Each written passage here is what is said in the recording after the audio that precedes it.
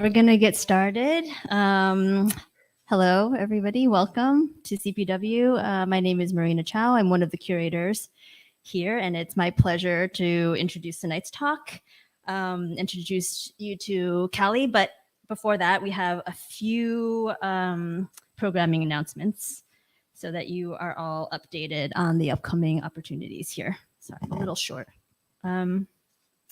We have coming up the photo book, A Personal Practice, and that is sort of a new format for us. It's a long form class rather than a workshop. And it's with Adriana Alt and will begin September 17th. In this 10-week class, participants will meet weekly to explore the visual and conceptual relationships between their personal photography and a broad range of life experiences. This class will include close examinations of contemporary photography and artworks, critical readings, and intensive critiques. So you can go online to learn more about that if that sounds like something that's interesting to you, if you're a bookmaker. And then we also have a couple of monthly crit groups, one with Leslie Deschler-Canosi and a project salon with Charles Purvis, and they'll both begin in September. You each have some more information, detailed information on your chairs. And then join us next week. So MTA Meet the Artist is a weekly event. And on August 22nd, next Thursday, we'll have two presentations by our current artists in residence, Andina Marie Osorio and Avion Pierce. You can find more information about that on the website as well. So without further ado, Cali M. is a lens-based artist currently based in Syracuse, New York. She holds an MFA in interdisciplinary media art practices from the University of Colorado, Boulder. Banks is also the communications coordinator for Lightwork, our friendly neighbors up north in Syracuse, and is also an adjunct professor of photography, video art, and filmmaking for Syracuse University and Indiana University. Cali is a 2024 Infoco Photography Fellow, serves on the board of directors for the Halide Project, and is a recent awardee of Penumbra Foundation's Workspace Residency Program. Banks's artistic practice reclaims identity through autoethnographic, experimental photography, and filmmaking. Her work explores personal and collective histories, relational intimacies, and the expansion of narrow definitions of indigenous art. She is interested in the idea of image making as a time or record keeper and being able to manipulate that to recreate memories, history, and methods of healing. She has exhibited work during Art Basel Miami, the Every Woman Biennial London, and other venues, including Smack Melon, Atlanta Film Festival, and Anthology Film Archives. And very excitingly, there's an imminent opening. Banks's work is the subject of an upcoming solo exhibition at the Everson Museum of Art in Syracuse. And that opens, it's called Cali M. Banks, I've Learned to Hold Myself Softly, and it opens on August 24th. So everybody, join me in welcoming Cali.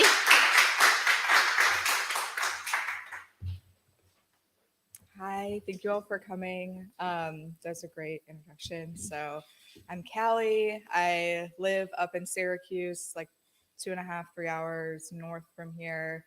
I'm actually from Syracuse, and I did like a 10-year gap where I was in Pennsylvania for college at Allegheny College, where I studied art and technology. It's not a major there anymore, but art and technology and global health studies.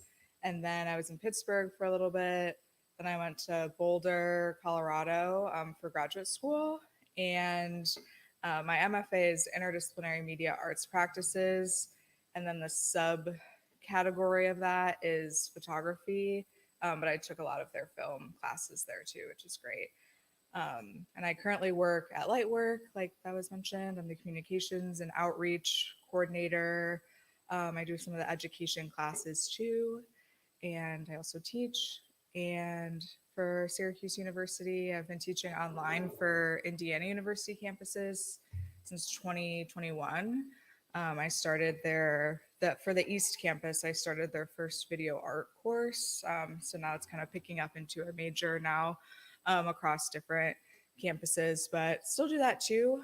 Prior to that, I was in Brooklyn for a couple years, and I was working mostly in schools and community centers teaching photography and filmmaking, specifically in like reentry programs for high schools where if students were dropped out for any sort of reason, they could come back and kind of re-get their or get their degree instead of a GED. But I also did a lot of alternative to probation um, courses too, which that's kind of my side like passion, I guess. So I don't like to say passion project, but that's like my side thing that I like to do aside from everything else. So I'm going to start with kind of older work to kind of give you some background of how I got to this like final exhibition that will be at the Everson in 2 weeks, just to give you a little like preface of what's going on here. So this was the first time I kind of was working with surface, where these are like 20 by 30 inkjet prints. There were 6 of them. I usually work when there's a series and like sets of things that are divisible by 3 usually. So like 3s, there are 6 of these. My upcoming exhibition will have 30. I just kind of stuck with that when my like immediate family was just me, my mom, and my dad for a bit. So that's kind of where I just like hung on to this 3 number. But these were larger prints that I took like a flame or a razor or like a heat gun to kind of bubble or crack the emulsion. And with each person, there are 6 different women that I would interview. And with each interview, I'd ask like where they felt like internal pain or like mental health or mental illness kind of things that they deal with, like where they felt that in their body. And that's how I would distress the image. So that's kind of the was my first go into surface manipulation, just at a much larger scale. So then this was the beginning of when I was in graduate school. I started in 2018. So I was using my own personal archive, and I was kind of going with the idea of hidden mothers and tintypes. If you're not like super familiar with that and like tintype photography, um, if you were photographing a baby, they would usually have the mother in a cloak behind the baby, like holding it because the exposures were so long and babies move. Um, but then there's this kind of ghostly cloaked person like holding all of these babies. So I found that really interesting. So it's kind of playing off of that, but I was using my own family archive to kind of deal with loss and like separation of family. So there's 9 images in this series. The one on the left is my mother, and then this one on the right was my father. So just kind of working through those feelings of loss and detachment, but also thinking about like therapeutic practices, like this sewing to cover an image is kind of a monotonous, like continuous thing that was almost therapeutic until I realized I was covering up a family member. So that's kind of where this sewing began. And the tear was actually by accident, where I didn't like how it was looking, but I wanted to save the thread to save money. So I just kind of ripped it and it tore like my dad's figure out, and I kind of liked it. So I kept it and kind of incorporated that into the series as well. So some are fully sewn and some are kind of torn like that. So this is where I started getting into more filmmaking video work, where I had this structure built when I was an undergrad, actually, but then I brought it with me to grad school. So um, it would hang from the ceiling, and it was like a 3-sided projection, and you could stick your head inside of it. So it was like a one person room. almost, and I would have like pillows and blankets on the floor if you didn't want to be up inside the space because it is a little like tight in there. But the imagery is actually like from an ultrasound, a pelvic ultrasound of mine from an emergency room because I thought it was my appendix. Something was wrong with my appendix, but it wasn't my appendix.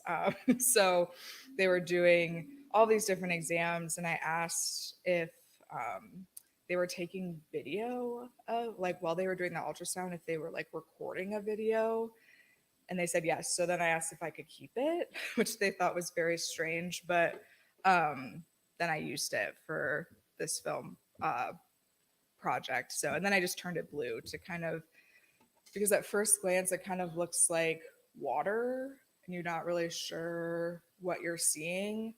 And then once you're kind of sitting with it for a while, there's text from the actual scans, which I'll show you, that you realize you're like inside of a like female anatomy.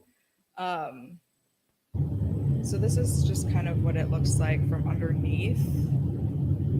A little hard to see, but I'll show you the um,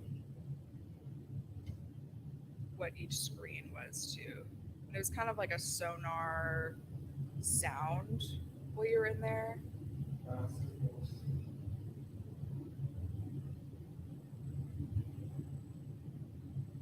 So this is what each was playing on each kind of scene, each side of the projection. So I thought it was interesting because usually people just see these for like pregnancy, but they're also used to find like my ovarian cyst bursting. So that's what I was kind of using for this. So that was me kind of thinking about like the internal side of my body too, entering into this like video art space as well.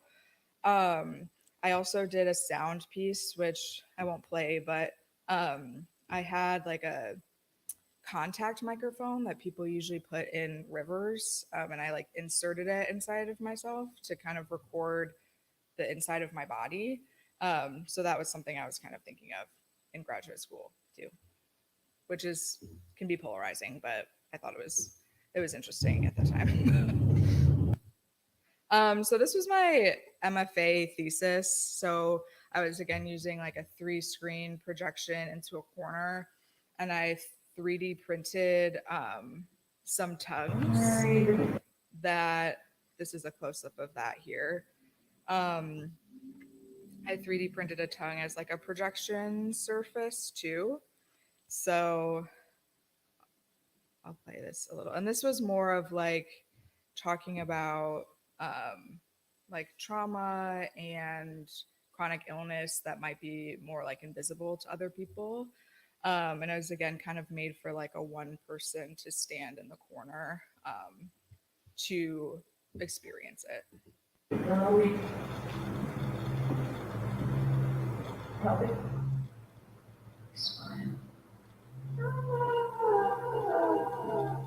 Yeah, no, bleeding. Very abnormal bleeding, abnormal bleeding, abnormal bleeding, abnormal bleeding.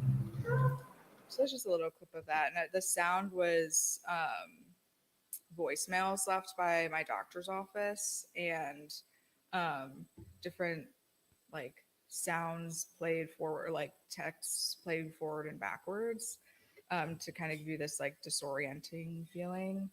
Um, and then this is just like a close up of what the projection surface of the tongue is. I like flocked it, so it's a little fuzzy. But they're pretty large chunks. I printed a bunch of them and then ended up only using one, but I was using that as a projection surface as well.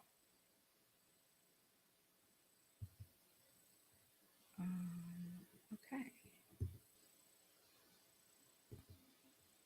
So this was my first time kind of getting into like tactile filmmaking and like using actual film instead of digital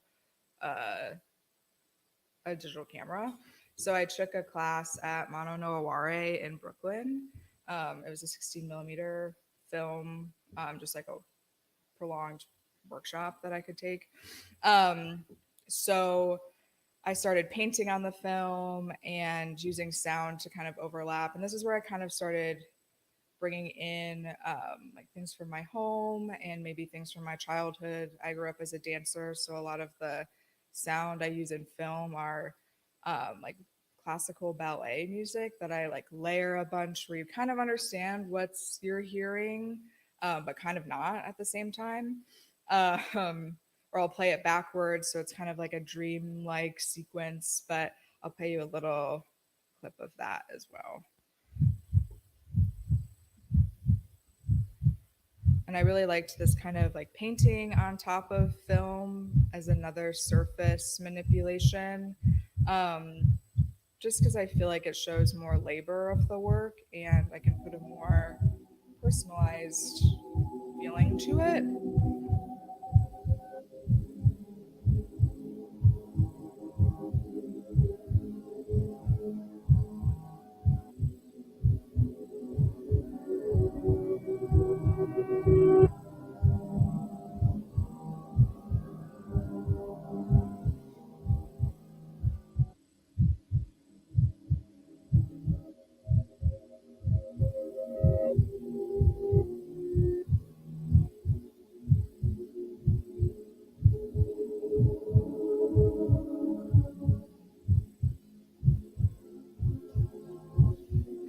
And then I started using more like text within the film too, like you just saw.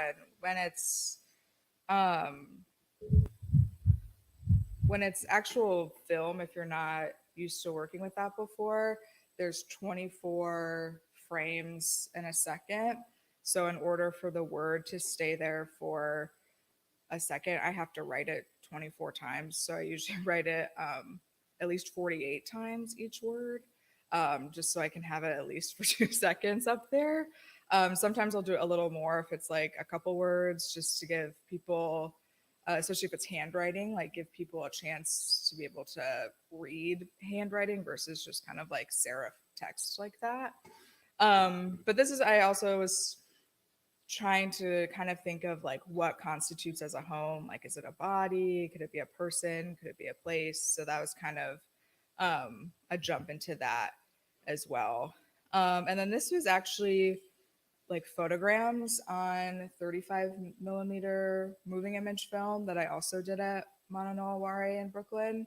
And then I started kind of incorporating like hair and beads that you'll see in like more images next, into like a moving space. There's no sound for this one. Um, but they're all photograms made in the dark room. All of the text was like digital negatives that I made and brought into the dark room. There's like fingerprints. So just a different way to like talk about tactility within filmmaking too.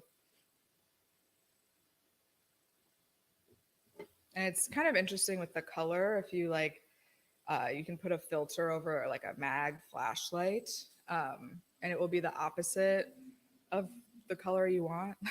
So I had a lot of like, for reds, I had a lot of green and yellow filters that you just like flash it across the film really fast and it will expose. And that's just kind of how you make this sort of film here.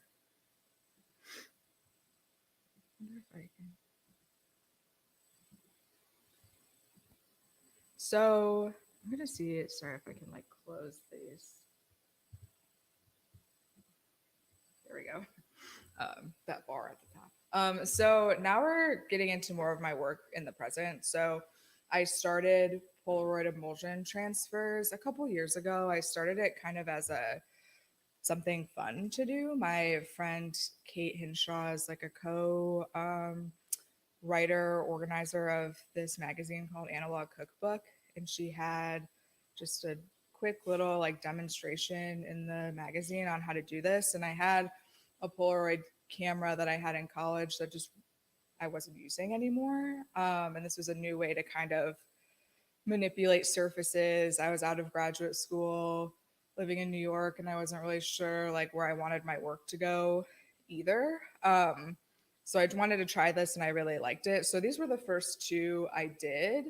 And if you're not like familiar with the process, you take the Polaroid film and you just cut around like the white borders, and then you peel. I do it a little differently than some people do, but I peel off the black back, and then I put it in boiling water, and that's what kind of creates these like bubbles. And then you wait for it. I don't let it completely lift off of the plastic part, because then you kind of have to like chase this emulsion in a thing of water. And I don't have the patience for that really. So I wait till it's just kind of like almost off, and then I'll put it on a piece of watercolor paper, and you can remove the plastic on top. So that's what I kind of started here, and I liked the look and the tactility of it. So I went into a larger body of work. So this was a solo exhibition I had at Brooklyn Film Camera, and this was the first time I introduced like beadwork into my work as well. So my mom's side of the family is Muncie Lenape. So this is traditional like 2 needle indigenous beadwork technique. So I'll show you a little clip in a second of what the actual process is, but all of these beads are hand sewn on. So these were kind of my first attempts at using beadwork within my photographs. And it was kind of almost, some people describe this body of work as more of like a love letter to Brooklyn, I guess, because I was using kind of like interior spaces, like these are both bed sheets. But then I was also using like architecture. And so this was kind of the catalyst of the project, where this was like an adult store in Sunset Park area, if you're familiar. And I just thought it was, the title was really, or yeah, the title was really interesting. And then right across the street was a 99-cent store where they had these flowers that are actually like synthetic roses. So these were two that I started with, and then I kind of continued this beadwork process in. And then just to give like a little context too, so all of the beads that you'll see in this work and moving forward, they're either black, gold, white, or red. So those all mean different things in like different indigenous cultures too. So some of them have like a double meaning, where black can be like strength, but also, and then power, but also like aggression.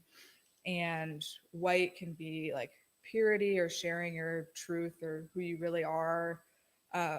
Red can be like passion, but also bloodshed and anger. And then gold, using gold is just kind of a way to pinpoint things that are important or of value.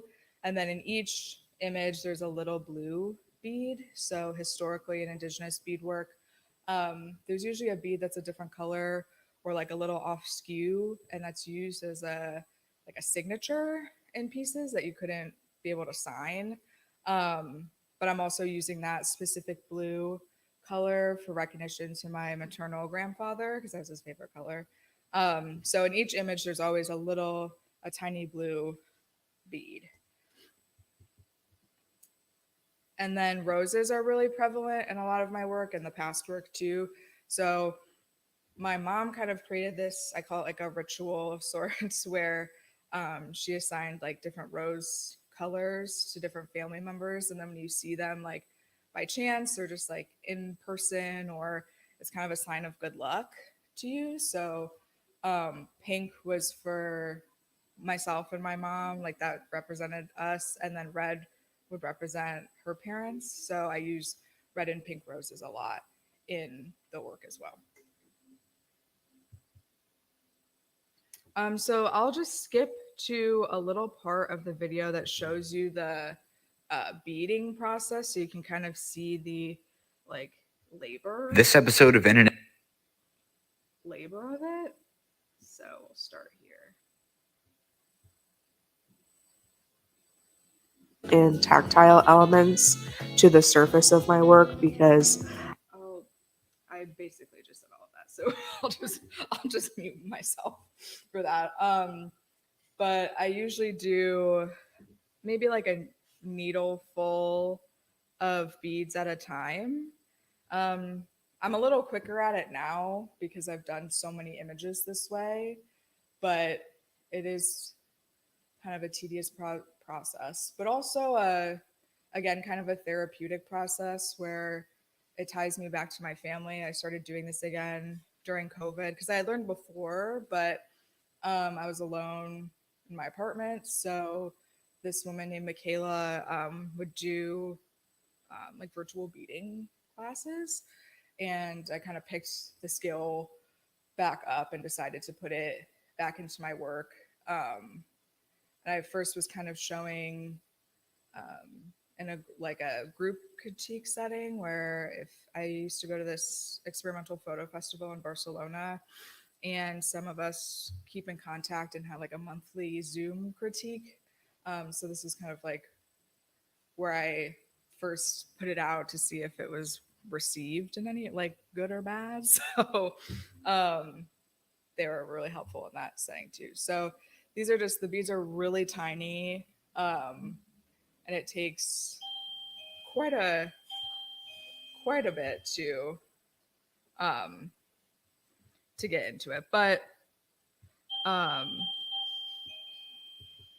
This episode of In an Instant is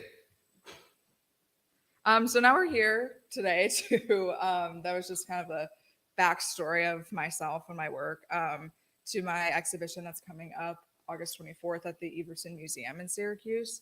So it's called I've Learned to Hold Myself Softly. And I got that title, it's kind of twofold. So I had this really great peer and friend in graduate school named Roman, and he was somebody who always would try to help me like talk more about myself and be more like vulnerable with myself, and because I was very like reserved and wouldn't talk a lot about myself to other people. But then when you're in graduate school, you're around these your cohorts so often that he was like slowly trying to like bring things out of me. um, and he really like helped me through a lot of the graduate school process, just as a friend, as if I needed a place to sleep, if I needed food.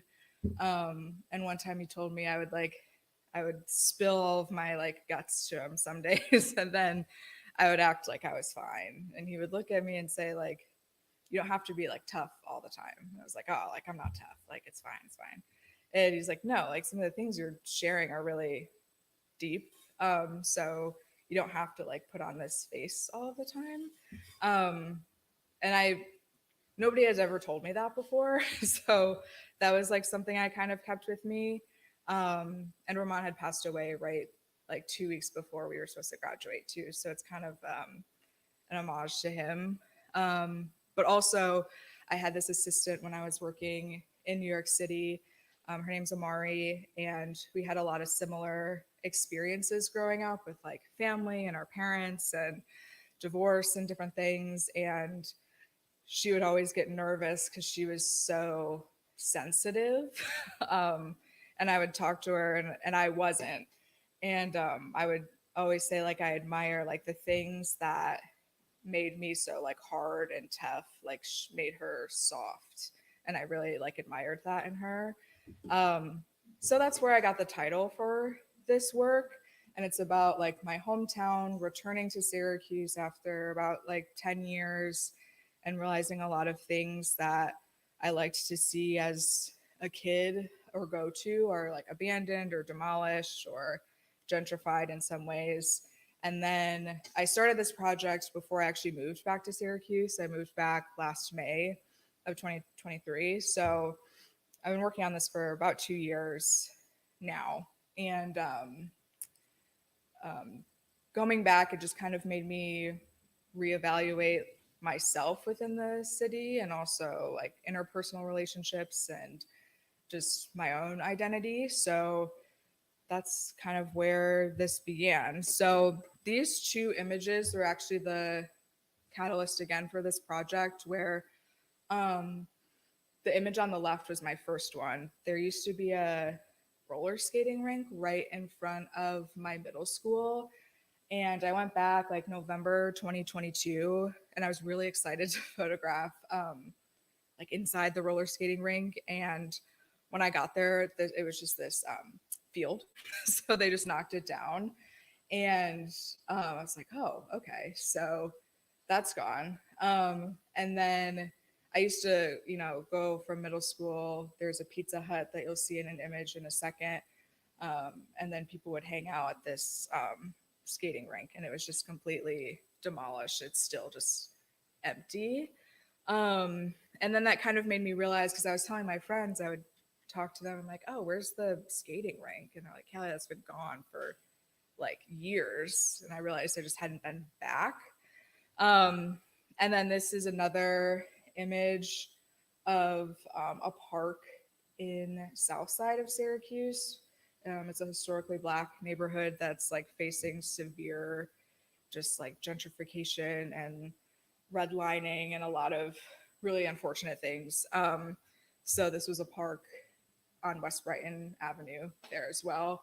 And then the leaves in the background are real leaves that if you boil them in sodium carbonate, after hours and hours, you can start to kind of peel the fleshy part off of the leaf. So it kind of leaves this skeleton shape in the background. So these were the start of this project. And I really like using this Polaroid film because you can see this one's kind of like brown. It was black and white, but with heat and with time, it changes to like a little sepia color. And then the image on the left, it's really humid in the summers in Syracuse, and that has an effect on the film too that makes it kind of like purple.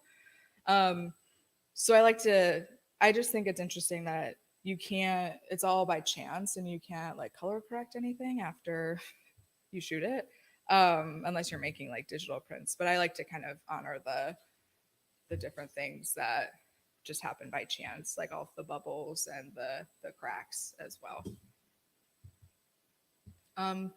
So then on the left, that's the Pizza Hut that's right next to the former skating rink. And I was like, oh, the Pizza Hut is totally abandoned too. And like my mom and I used to get, like if I had half days from school or something, we'd go there. That's totally abandoned now, and just nobody really cares about these certain areas, like especially the north side and the south side and the west side. People just like don't care unless they're trying to gentrify it. So it's kind of just left or turned into like a Chipotle.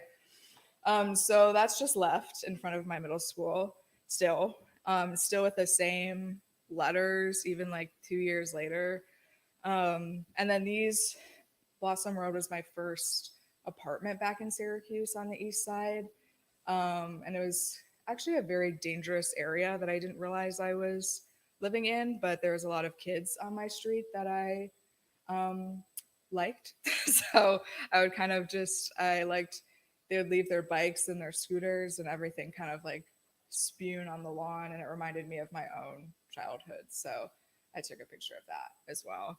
I don't have all of the images here from my exhibition, just like maybe like half or so, to give you a glimpse of things. But here's some other images where I started doing almost like a double exposure by hand. So kind of placing one image on top of the other. Again, there's like more roses seen here. This building, I think it was an insurance building here, just totally abandoned on the north side again. And then this is a gas station that I used to drive past every day to like get to high school. My high school was more like into the suburbs, so I had to drive like 25 minutes to get there. But I would drive past this every day.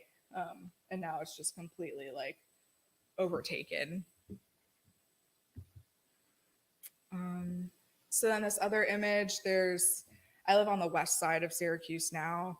And there is a lot of junkyards of just cars that are completely smashed in and left.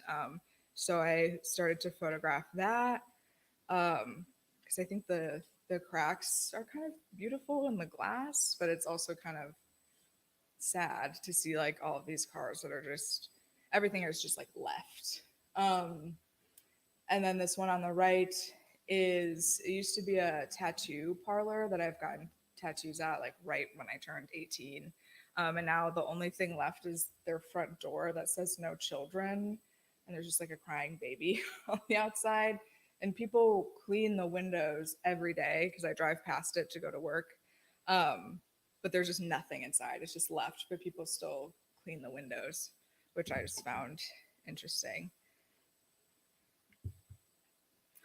There's also a lot of like Columbus things happening in Syracuse, which is interesting because of the prominent indigenous community there and how we're surrounded by multiple reservations too. So this Columbus Street sign is right on University Hill, like right when you're going up to Lightwork actually. So I photographed that. And then the roses in the background were like a birthday gift from my friends to me last year. So I kind of was using that. And this was the first time of kind of incorporating gold leaf into some of the images as well as more of like a collage aspect. And then there's actually a Columbus Circle downtown in Syracuse. And there's a lot of protests happening the past few years or a while. Because the way the statue is standing, it's standing on 4 indigenous heads, like in the middle of the city. And people are like, oh, there's like a beautiful fountain underneath, but it's really jarring. You can like kind of see the outlines like here, but it's very jarring when you see it in person. And Syracuse is very divided where like some people are like, we want to keep it up for history or something, and then the other half is like, no, this is horrific to look at. So that's why I kind of kept it in a shadow of sorts. But it's really jarring once you kind of realize what you're looking at in person. It's very jarring. This is I-81, the highway in Syracuse, which is apparently coming down now. It's been trying to come down for years because it was put up as like a literal divide of the city too, where it displaced Black and brown communities and left them with nothing. And that's when like, kind of the redlining started. It just completely divided from like the Syracuse University area and the rest of the community. So it's like this huge stretch of highway that's also crumbling. Like it's really not even safe to drive on, but it's the only way like in and out of the city unless you're taking side roads. So there's been protests and different talks of breaking it down and trying to mend that community back together. So it's kind of it's like an eyesore, but also it really divided communities of color within the city too. So now there's like all these plans to kind of get things back together, but there's a lot of housing projects along the sides of this highway that they're trying to like displace these people again. So it's really problematic where like, oh, we're taking it down now, but now we're still displacing the same community that we displaced many years ago. So it's like this continuing cycle of displacing community members. So this is, I took an image of, I get blood work taken a lot. I have multiple chronic illnesses. So in the fall, my doctor was just running a bunch of tests. I would get probably like 15 vials of blood taken every like 2 weeks, which is a lot. So I was starting to document that, with regards to like my health in the city, and kind of, but also in a positive way where like people were starting to believe pain and things I was feeling in my body. So it was like positive and negative at the same time. So this is also kind of with regard to health, where the ones on the end, the images on the end were like physical pain or trauma on the body, and the image in the middle is like emotional trauma on the body. So I was thinking kind of how the body holds pain. So I was doing a transfer onto another Polaroid. So kind of the same as like almost like a double exposure, but kind of hiding what's underneath as well. So these two were taken like at my junior high school. My junior high school was 8th and 9th grade. I actually took a picture, was photographing my mouth. I have a couple like fake teeth. And the temporary one the dentist put in like irritated my entire mouth and it swelled. So I was trying to take a picture of that and it didn't translate once it hit the Polaroid film. But I still liked it as like an image. So I layered it on top of this fence that's outside of my junior high school. And then these bleachers are right outside the school, and it was around a track, and it was kind of, it's always it's an interesting place for like kind of my generation of students that were there, because a student, he was the year above me, his dad had taken his own life on the bleachers, and we like walked out to it. So every time we kind of went out to the track, that was just kind of this like reminder of a lot of a lot of different things. So now there's this barbed wire. You can kind of start to see it here. But when I went back to photograph it, there's like barbed wire around the entire backside of the bleachers to prevent that from happening again. Even though that was like 15 plus years ago, it's just completely, they want to make sure that isn't happening again. So that was from my junior high age, and then kind of moving into a little more sad. It does get happier in a little bit. So I feel like there's this kind of like a trope of photographing cemeteries in photography. Like I know I tell my students like I don't want to see cemetery photo shoots, but I was really drawn to this because this image on the left here, it's in this really tiny cemetery. There are cemeteries all over Syracuse. Like everywhere you turn, there is something. And it's butted up right against a junkyard, which is what you see behind. And I think that's really sad because it's all these people and they're trying to like memorialize their loved ones. And then they're just like covered with cones and construction materials. And I just found it. There's actually a lab member at Lightwork who photographed it, and I asked where it was because I like needed to see it, because I just thought it was so bizarre to see that.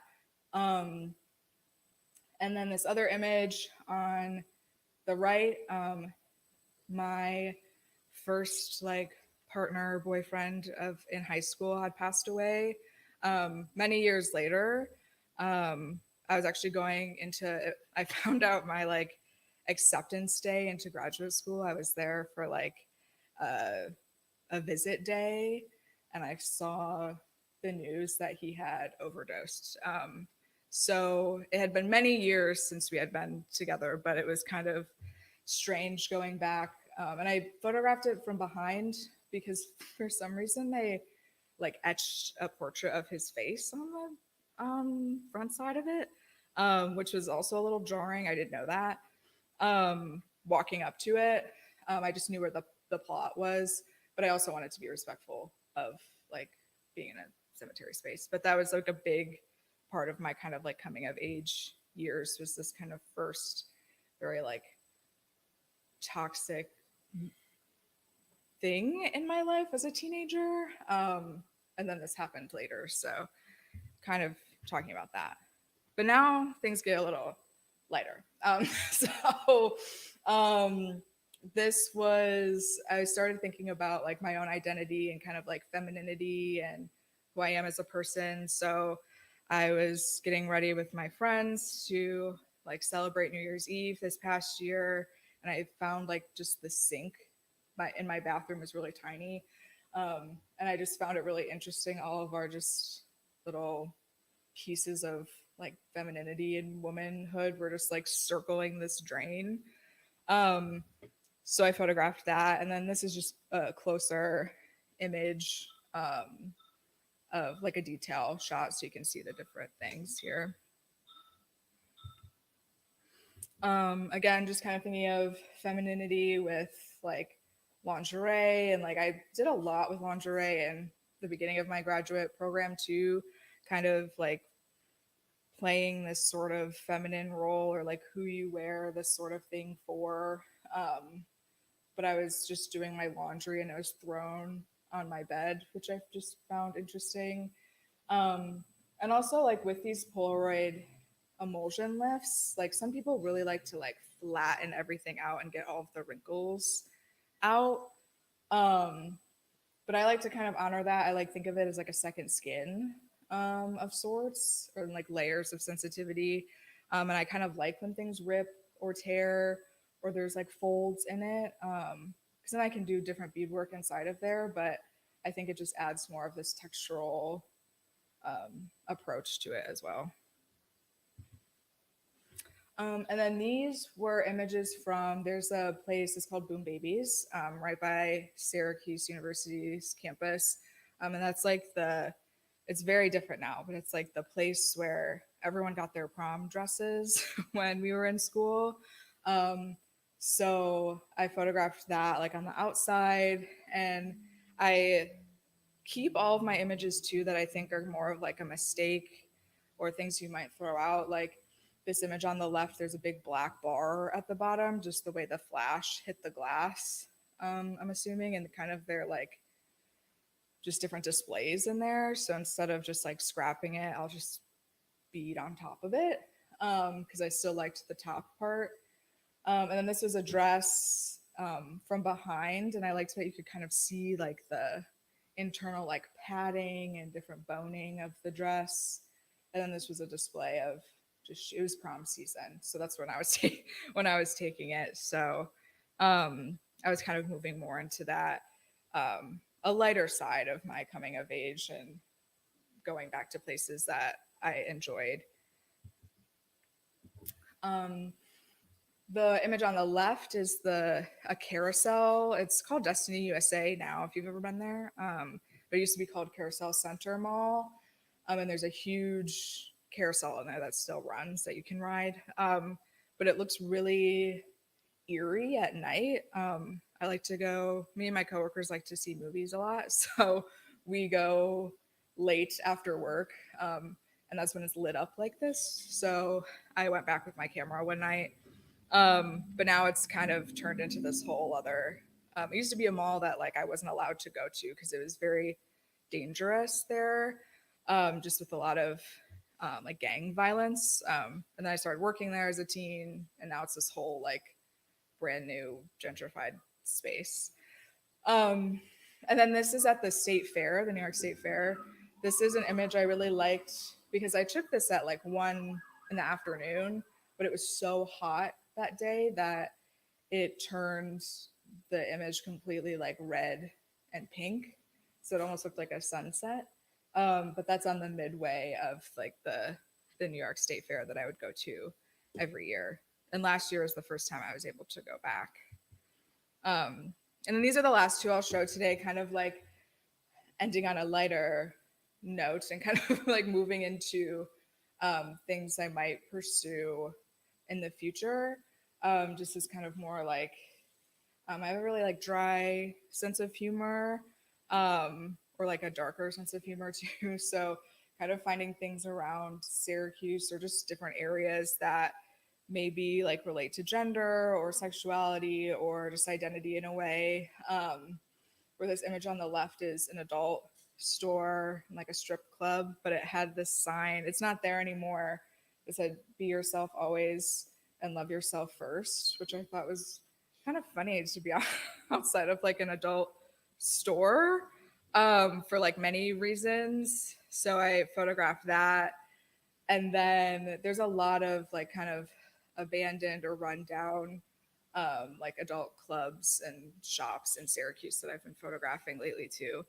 And then this image on the right, there's this big cheeseburger outside of the cows at the state fair, which is an interesting spot. But it's a huge cheeseburger. So I just thought it was kind of funny. So kind of juxtaposing that against like barbed wire that I see around my neighborhood all the time. So yeah, that was this cheeseburger I did not put in the Everson show. That will be for something else. But that's kind of the end of probably half the images at the Everson show. So there's also a short film. I'll just play a quick part of it that will be at the Everson.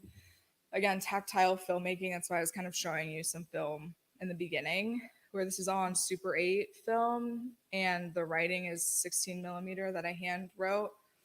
And it's a mix of color and black and white to kind of mimic the images. But also I boiled the black and white film in sodium carbonate and water as well to kind of get the emulsion to lift off of that too.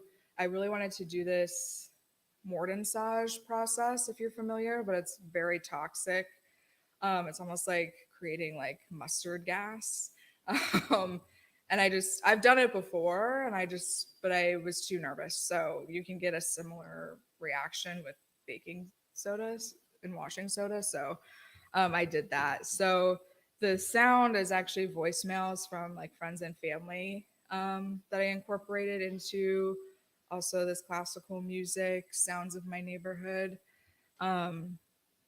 So I'll play just a quick part of that. Hi, it's like me. I'm calling you because I'm driving back to Sarasota. Well, I'm kind of glad you didn't answer because as soon as I started to call you, I realized that I'm not going to be a very good conversationalist because I'm so tired.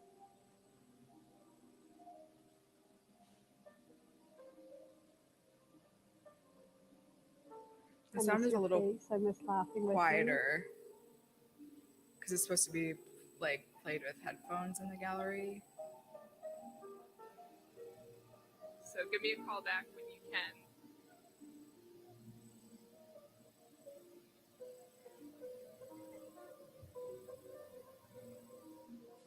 Just wanted to check in on you, see how things are going, see how life's treating you, see how the big city of Syracuse is treating you.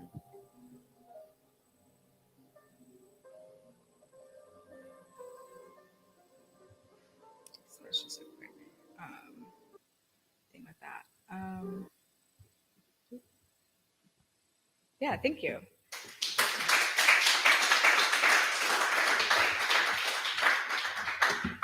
This is like my website, my social media, my email if you have questions. I'm like happy to answer questions now too, but if you think of anything, yeah, so thank you. Sure. I have a question related to the meeting. First, when you showed us, I thought it was, and you said it was indigenous kind of practice or meeting technique. I thought it was related to your family. And then you said that, did you say that you learned it during COVID online? So does it have any like personal significance that you? Yeah. Yeah. So I've learned it before, like when I was younger. It is like a familial practice. And then I just stopped doing it. And then I saw that this woman, like during COVID, I saw that this woman was hosting these online classes to kind of like reteach people or just kind of like a community, like beading circles online. And I was just feeling like everyone like very isolated. And it was just a way for me to kind of reconnect with things I've learned in my family. So that was it's kind of all of that together. Yeah. So there, they're tiny intimate. Yeah, they're very small. And the white background is watercolor. Mhm. So it's like this big. Yeah, so the frames, what will be at the Everson, the frames are like 10 by 12, but the images themselves with the white background are about like 5 by 7. Wow. Yeah, so they're very tiny. Very tiny. And when you said framing, you don't have to render glass, right? Or you do? I do, because some the black and white film cracks very easily, like after even like sometimes 24 hours. So I try to seal them a little bit, but the glass protects it just like a little more. Some of them have actually broken a little through into the glass, which kind of looks interesting. But I was usually I wouldn't have glass, but I was keeping it more like a protective barrier right now.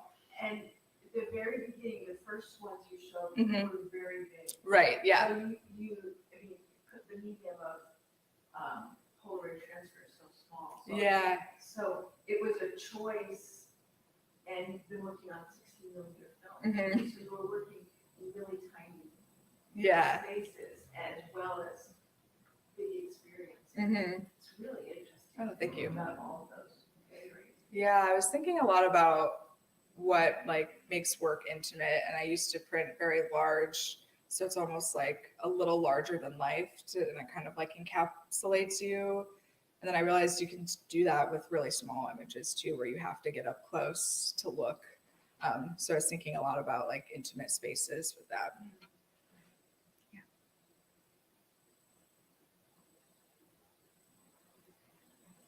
Yeah, thank you. Thank you so much for coming. So great. Yeah, thanks.